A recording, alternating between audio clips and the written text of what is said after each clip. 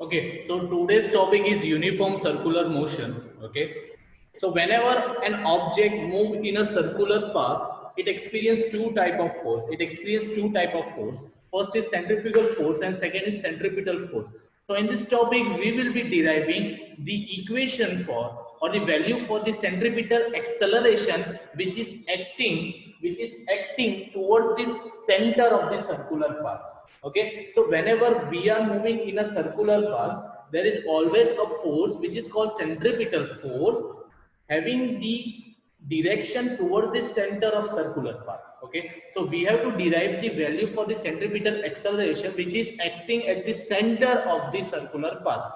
Okay, we already know the average acceleration is equal to a equal to del v by del t. Okay, so here you can see an object is rotating in a circular path. Suppose at a particular time, let's say time t equal to 0, at time t equal to 0, the object or a body or a car, whichever is favorable for you, it is at p. After certain time, After certain time, it reaches the point P dash at time t equal to t. Obviously, at point P and P dash, we are having the velocity v and v dash, which are nothing but the instantaneous velocity at the point P and P dash. You can easily see the direction of the velocity at P and P dash is the tangent to the point P and P dash.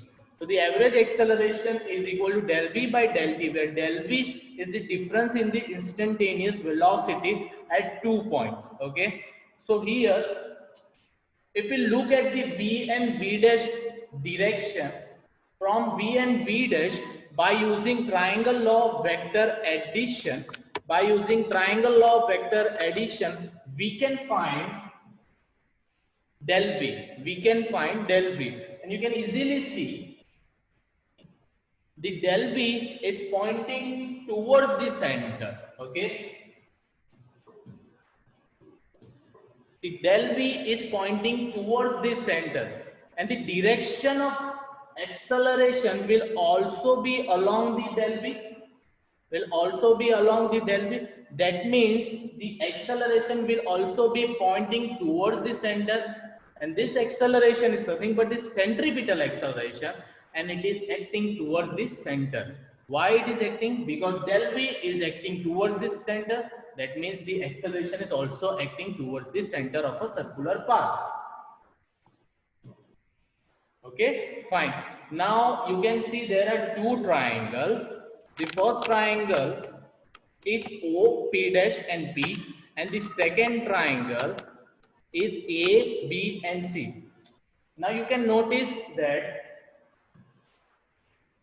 this both triangle have the angle of del theta. Okay, and also the two velocity, that is final and initial, are of the same magnitude.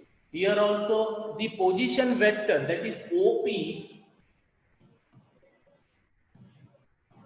and OP dash, are of also same magnitude. That means these two triangle are similar triangle because they are having the angle as same.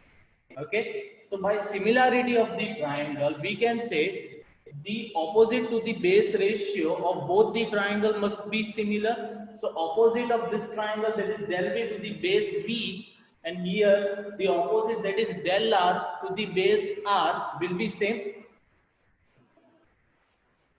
So from this equation, this linear equality equation, we can find the del V, and del V is del R V upon R from this equality.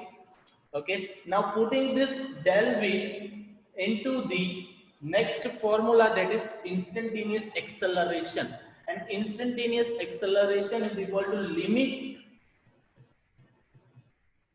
delta t tends to 0 del v by del t. Now we have find the value of del v, and del v is equal to del r v by r. Okay, so in place of del v, we will be putting del r v by r. So on putting the value, we will be finally getting as A is equal to V by R limit del R by del T. And what is limit of del R by del T? What is the limit of del R by del T? It is nothing but the velocity, that is instantaneous velocity. So on place of limit of delta T tends to 0 del R by del T, we will be putting V as the instantaneous velocity. So the final answer what we will be getting is A is equal to V square by R. Okay, hope you understand.